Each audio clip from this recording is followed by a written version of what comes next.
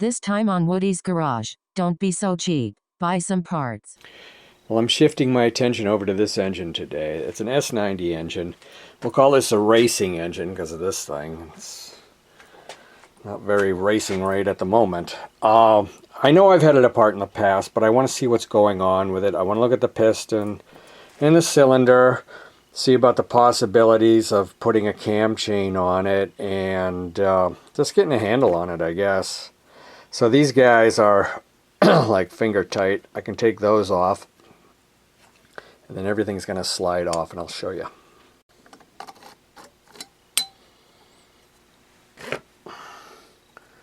Got a gasket there. I think we'll just leave that in place. Since there's no cam chain, you should just be able to pull this off, which I can. You see the valves in here, and the old head gasket.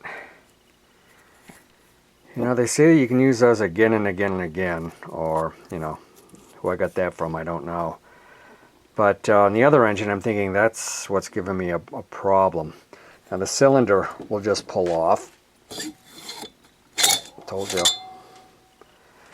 And, I don't know, it doesn't look that bad. You know? The piston.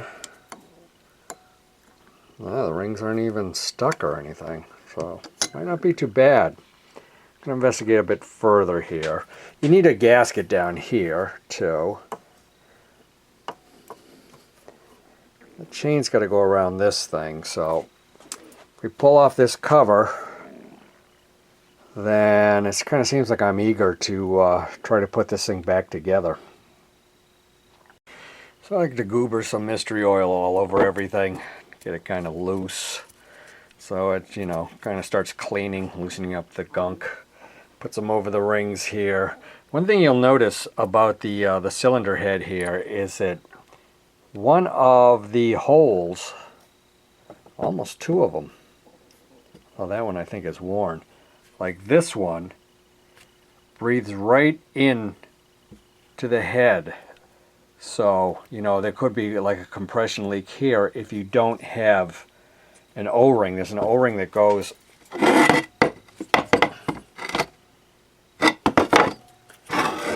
maybe in there, not quite sure. I printed out the exploded views on cmsnl.com,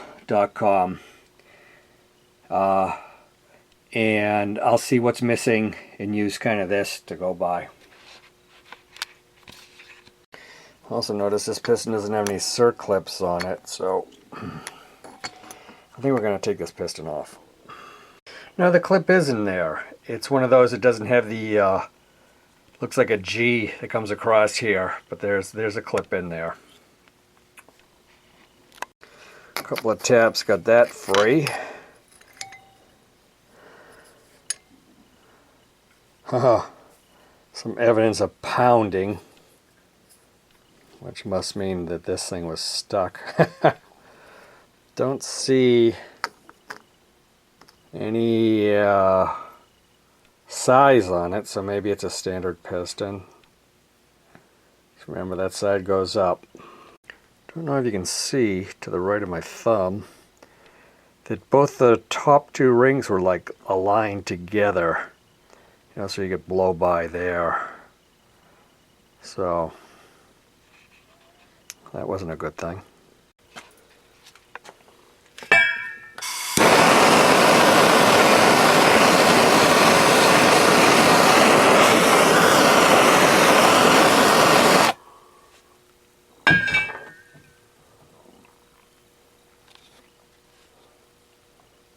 Those rings look like they're coming out. You know, you heat it up, you get a little oil on it, and then they can expand. We'll see how well I do on this. Meanwhile, the lower end feels really good. No play or anything like that in there. It's like with the cam chains got to go on. So I'm thinking about pulling the stator cover off here. And if I remember right, there's no stator in it, but I have one on this parts engine here, or this parts engine here. So I can take it off that, as well as the cam chain, etc. Oh, and then this one's good too. Yeah, we got all the screws out of the side cover, kind of laid out so I'll remember them there. We can give it a wrap. Surprised all those screws come out as easy as they did. We can pop this cover off. Oh yeah, that's going to come off. Cover's off. You can see this inner gasket's kind of wasted. It does have a stator. Okay, what it doesn't have is a metal bolt here, which is kind of weird. So I think I can get a chain on if I just take off the stator outside here. You know, I kind of should have known that there was one because the wires are here. So let's see if we can take that off easily. Yeah, that was pretty easy. Just kind of slide it out of the way. I could pull it totally out of the way if I yank this thing out of here. Yeah, I guess I should do that, because it looks like it moves nice, so I might as well take it out. Now I'm going to leave it as is, because it screws around with the neutral switch there, and you know, there's no real need to take it off. I can slip a chain over and run it through here, if I can get this chain off. Taking this cover off on the parts engine, I found out that these covers aren't even the same. These are both S90 engines. Oh no, this is the CL90 engine. Another CL90 engine. Huh. Who knew? But you'll notice that there's a screw here and there's no screw here. But I assume everything else is the same. It's so strange. They're so similar yet so different. Screws out. Sort of in order over there, and we're loose. I'd kind of like to, what the heck was that? I love when something goes flying, you don't really see what it is. You know, this could have possibly been the engine that was on the bike that the guy sent. They were screwed up, because this one's locked in gear. Obviously the shifter is out of it. This could be it, and the other one I could have bought later, because it certainly is a CL90 engine. So let me see if I can get this off carefully and saving the gasket, because I guarantee these aren't easy to find. You try to get a Honda 90 set of gaskets and it fits certain years, and like you've seen the differences. So let me see what I can do. Well, it's like, what gasket? It's all silicone shit. Okay. I need this, and I need to get the stator off and the chain out. It's going to be hard to get this off, because it's all the parts that link it up to the transmission are uninstalled. The connecting rod is just kind of flapping around.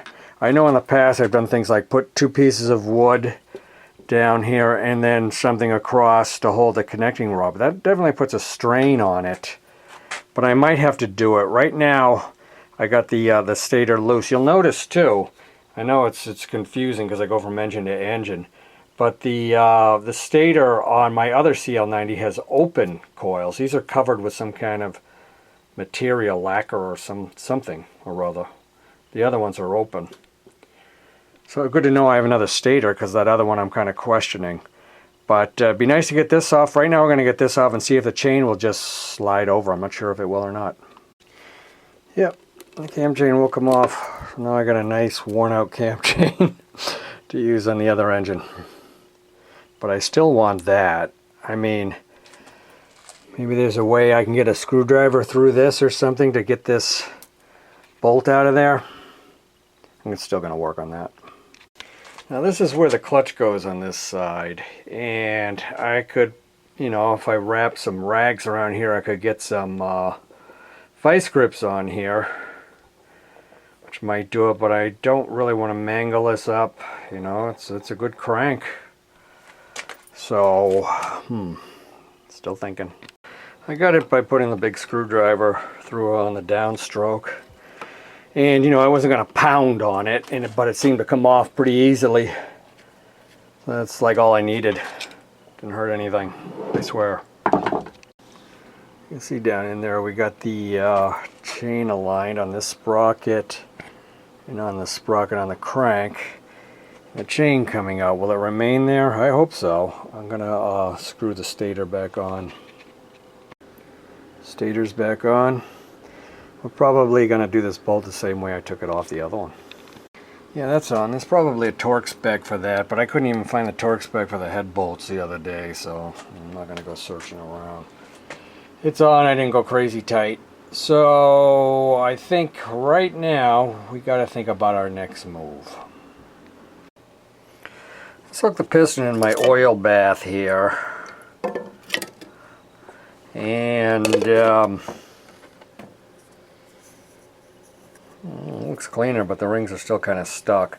So we're going to get a little more heavy duty and put it in my chem dip stuff. Leave it in there, maybe that'll loosen up the carbon and the rings will come loose. Okay, we put a small pool into the head. See how the valves hold up, a small pool of oil that is. And you can see it definitely is leaking, so these valves are not tight at all. I don't know if you can tell on the exhaust side.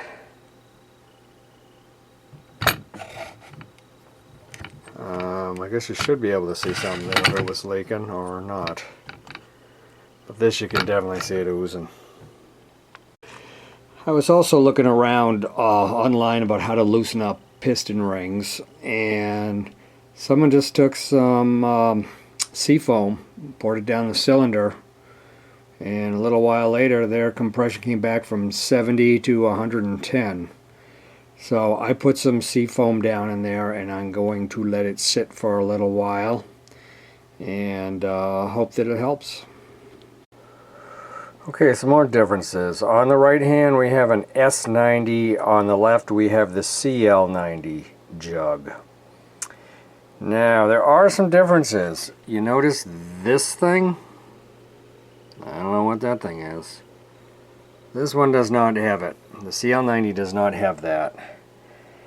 This is an oil return, I believe, or is it an oil send? They both have that.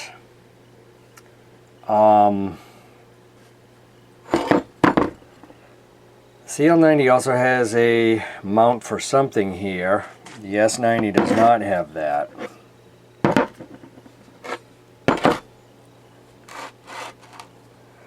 This is, okay, this is the oil send, I guess. And they both have that in the same place. So that's good. I am wondering if I could use this one in place of this.